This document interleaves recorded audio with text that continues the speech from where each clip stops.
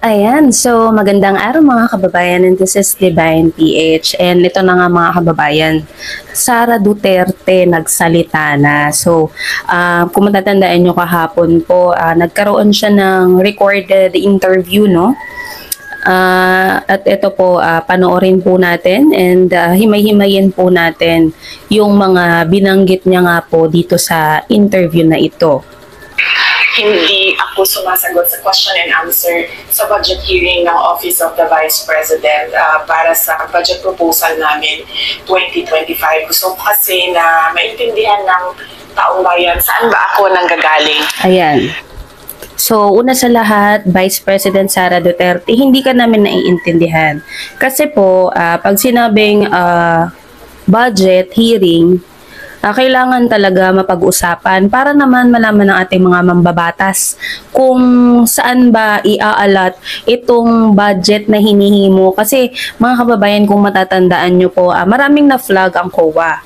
So, hindi lamang po yung naaksaya na pagkain, yung mga Nutriban na ipinamigay nila na nasira, pati na rin po yung 246 million na budget po, parang natirang budget siya noong 2023 na hindi pa nare-remit sa National Treasury. At ang masaklap, yung mga pera pong sinabi ko na 246 million, which is kinontent natin last time, is nasa mga unauthorized bank.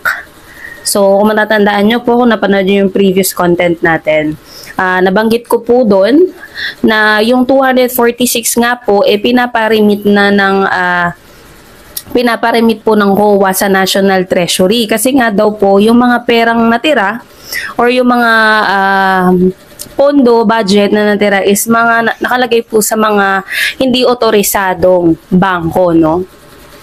So, tuloy po natin. Madam Vice President, sa mga nakaraang linggo po, naging laman ng balita ang naganap na hearing sa House of Representatives po para sa 2025 OVP budget.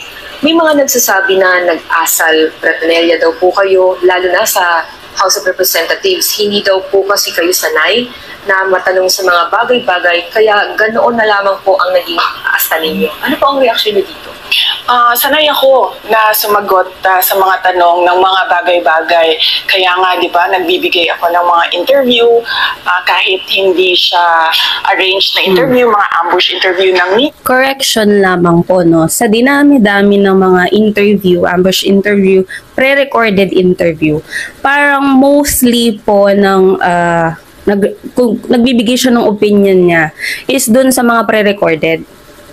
Once in a blue moon, kumbaga, magbigay siya ng or sumagot siya sa mga tanong ng media, no, na on the spot or yung tinatawag nilang ambush interview, no. So kung matatandaan nyo po, ilang beses siyang tinanong, lalo na regarding dito sa issue natin sa West Philippine Sea. Pero again and again, ang lahat po ng sagot niya is no comment. Parang katulad lamang ito dun sa nangyaring hearing nga po dito sa Senate. Nakita naman natin kung paano niya hinandle yung tanong sa kanya ni Senator Risa Hontiveros. And syempre, bilang ikaw ay pangalawa sa mataas na namumuno sa ating bansa, abogado ka pa, dapat 'di ba alam mo kung paano i-handle professionally or alam mo kung paano sumagot ng professional, hindi yung porket sanay kang makipagbalasubasan sa lugar ninyo, dadalhin mo sa Senado. Kasi itong mga senador natin, itong mga kongresista natin, trabaho nila na busisiin. Lalo na po kung about budget to, kung about sa pera po ito or tax po ito ng ating mga kababayang Pilipino. Kasi gusto nilang malaman kung para saan, bakit ganito yung budget na hinihingi mo. Mga kababayan, hindi lang naman po ang OBP ang nakakaranas ng budget hearing. Bawat ahensya po ng pamahalaan, dumadaan po sa ganyan. Ang ano lang po difference, itong iba't ibang ahensya po na nag-budget hearing na, nasasagot po nila on the spot. Nasasagot nila directly. Kaya nilang sagutin ng malumanay, ng maayos, ng walang pambabastos yung mga tanong ng ating mga senador at ating mga kongresista. On the other hand, itong si Vice President Sara Duterte, the way na sumagot siya, nakita naman po natin, hindi niya kayang i-handle ng maayos, ng professional, kung paano siya sumagot. Bagkus ang ginawa niya, yung mga sagutan niya, yung mga sinabi niya is nililihis niya po dun sa pinaka main point or dun sa pinaka tanong, no? Nililihis niya kahit dun sa may Senate. May mga tanong doon na parang halos lahat nga ng tanong hindi niya nasagot eh. Ang ginawa niya po, instead na sagutin niya, syempre bilang lawyer, 'di ba? Dapat napapractice mo na pag tinanong ka, kung ano yung tanong, yun lang yung sasagutin mo. Pero I think si BP Sara hindi niya ata na-practice yun. Kaya ang nangyari lahat po ng tanong doon nalilihis niya. Kumbaga, yung atake niya is nami-personal siya. Binabalik niya yung past, which is wala naman kaming pakialam doon. Kasi ang main point nga is para malaman kung para saan itong pera na to, anong paggagamitan, kung saan mo ba ilalaan itong budget na hinihingi mo.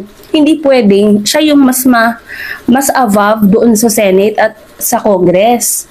Kasi kaya nga tayo may mga senador, kaya nga tayo may kongresista, kaya nga may mga budget hearing para malaman natin, no? And syempre tayo bilang mga bumoto sa kanya, karapatan natin na malaman at magkaroon ng pakialam kung saan niya dadalhin yung pera, lalo pat maraming naglalabasan no na yung mga budget nga napupunta sa mga bagay na hindi naman dapat. May mga proyektong hindi nagawa. Yung sa pagkain po na nasira. So syempre, ang daming masasayang. Kaya gusto nilang malaman kung para saan, para mai-allocate ng maayos at saka para hindi na maulit na may masayang ulit or may masira na pagkain or whatsoever na mga bagay. 'Di ba? So yun yung purpose nun na dapat malaman natin.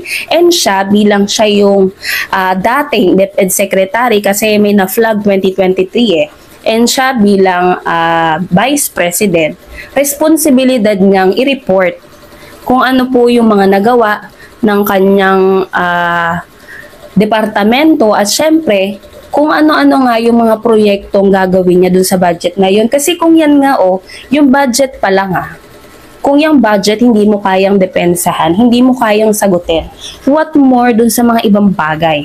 What more kung kausap mo na mga international? Kumbaga para sa akin na bumoto sa kanya, hindi ito yung ine-expect ko kay BP Sara. Bilang pangalawa sa pinakamataas na pinuno ng ating bansa, hindi ito yung ine-expect ko. Kasi what more kung mas grabe yung mga tanong sa'yo? Hindi mo masasagot? Kasi kung tutuusin mga kababayan napakadaling sagutin ng mga tanong na yan, lalo na kung hands-on ka. Kung hands-on ka sa yung mga pag-audit na yan, yung mga binili nyo, kung paano nyo ginamit yung pondo na yan, kung hands-on ka, napakadaling sagutin. Pansinin nyo, obserbahan nyo yung mga naging budget hearing ng iba't ibang ahensya ng pamahalaan. Bakit sila kaya nilang sagutin ng maayos, ng hindi nambabastos at hindi na may personal? Bakit si BP Sara hindi niya kayang sagutin? Ano bang difference? Siya nga, pangalawa siya sa mataas ang posisyon Hindi niya masagot. Pero yung ibang ahensya ng pamahalaan, kaya nilang sagutin ng maayos, ng may respeto, may paggalang at may professionalism. Diba? So, tuloy po natin. Sanay ako sa ganyan. At alam ng taong bayan na hindi ako Bratinela. Correction, di namin alam. Kilala nila ako simula nung ako ay nasa... Wait lamang po. Correction lang, no? Hindi namin alam na hindi ka Bratinela na war freak. Kasi obviously, iba yung sinasabi mo sa ginagawa, sa kinikilos mo. 'Di ba? Kahit pa sabihin na iinis ka na dun sa mga kongresista, dun sa mga senador, kung ganyan talaga ang ugali mo, lalabas yan. Ibig sabihin lang, hindi mo kayang harapin or sagutin ang isang bagay professionally. Kasi nauuna yung init ng ulo mo. 'Di ba? Ganun lang yun mga kababayan Kung it runs in your blood na, ganun ka na Pero kung professional kang tao, na kahit anong iba to sa'yo, kaya mong sagutin ng fierce, ng professional, makikita ng taong bayan yan. Pero hindi Kayo lang po ang nakakaalam yan. Marami kaming hindi. Kaya wag niyong sabihin na kilala kayo. Kasi hindi Kasi kung ako kilala kita na ganyan pala ugali mo, sana hindi kita binoto. Kaya lang naman kita binoto dahil lang din naman kay PBBM Kasi sabi niya nga, iboto ka daw. So nagkamali ako sa part na yon. And syempre kami, hindi na kami papayag na may isang bratinelang war freak pa ang umupo bilang umupo sa pwesto na mas mataas pa sa Vice President. Hindi na kami papayag na makaupo pa yung mga gantong klaseng tao, no, sa mataas na posisyon dito sa ating bansa. So tuloy ko po. Mayor pa hanggang naging Vice President ako, kilala ako ng taong bayan na hindi ko inaabuso ang aking power at ang aking authority sa lahat ng mga opisina na nahawakan ko. Okay. Sabi niya, sa lahat ng opisina na hawakan niya, hindi niya daw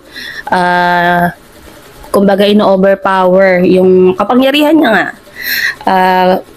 VP Sara, wag mo kalimutan yung ginawa mo dun sa sheriff na sinapak mo, no? Yes, isang ano na yan, isang pagpapakita na yan kung anong klaseng tao ka.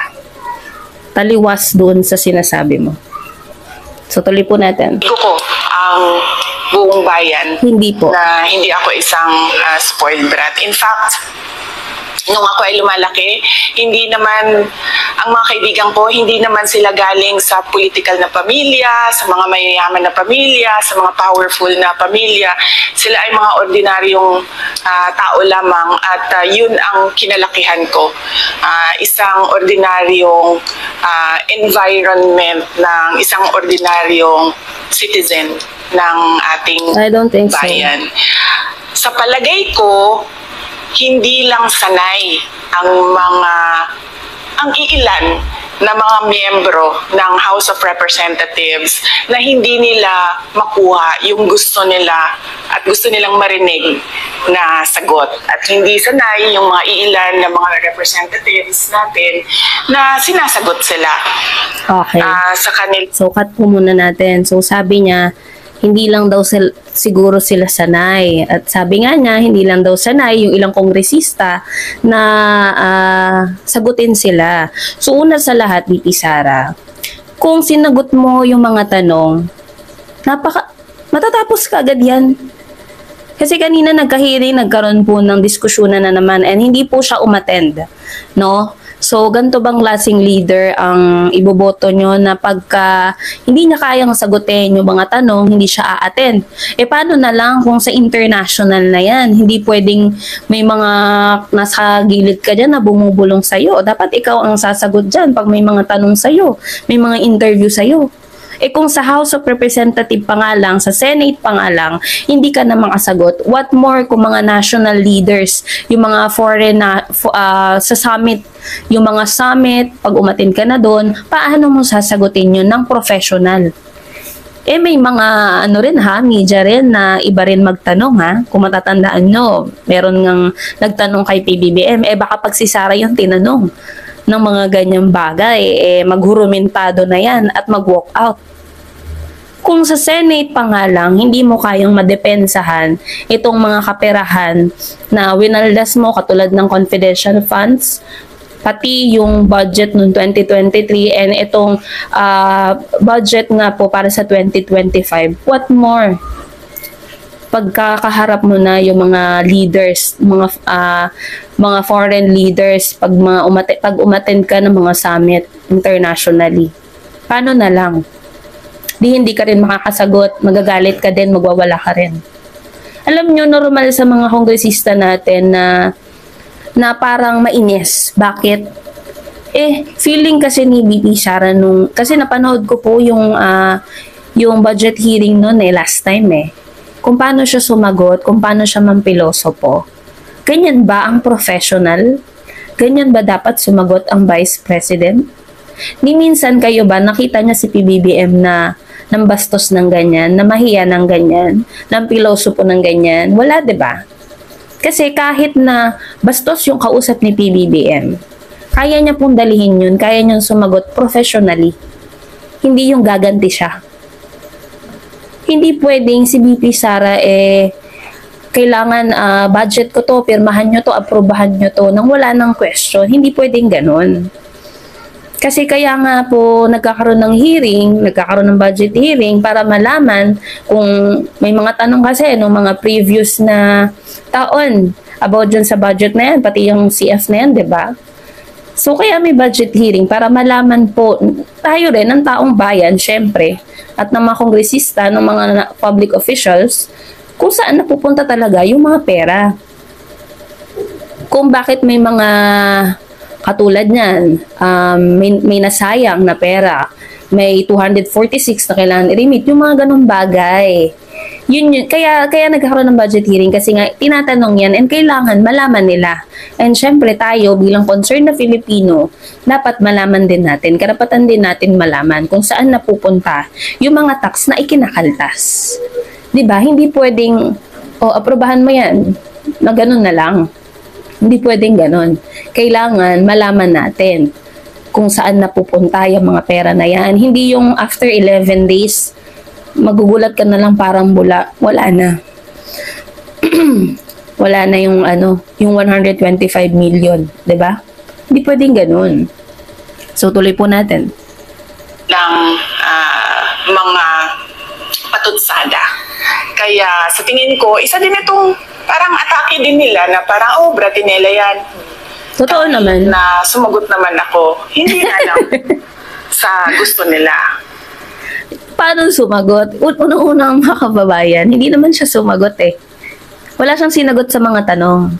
Ganun ba ang way ng pagsagot pag tinanong ka? Kunyari ako, tatanungin mo ko, anong pangalan ko?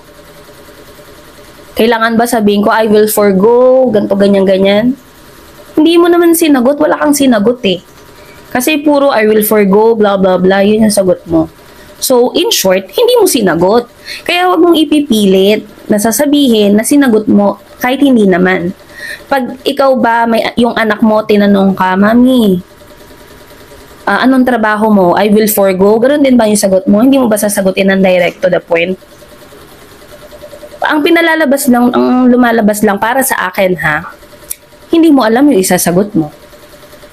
Or wala kang idea kung ano ang dapat mong isagot. Yun ang nakikita ko. Kasi ako pag tinanong, kaya kong sumagot. Kung halimbawa ako nagbabudget or ako yung treasurer sa klase, pag tinanong ko, alam kong sagutin kasi kabisado ko, meron akong liquidation. Ibig sabihin lang, hindi ganun ka-hands-on si BP Sara. No, parang, okay, waldas, ganun na lang. Kasi hindi niya kayang sagutin eh. 'Di ba? Hindi niya kayang sumagot direct to the point. Yun lang yun, wala kang alam. Hindi mo alam kung paano sumagot. Kaya hindi niya nasagot ng dapat. Kaugnay dyan, Madam Vice President, dito sa budget hearing, naniniwala po ba kayo na may kapangyarihan talaga ang Kongreso na pusisiin ang budget po ng bawat ahensya ng gobyerno?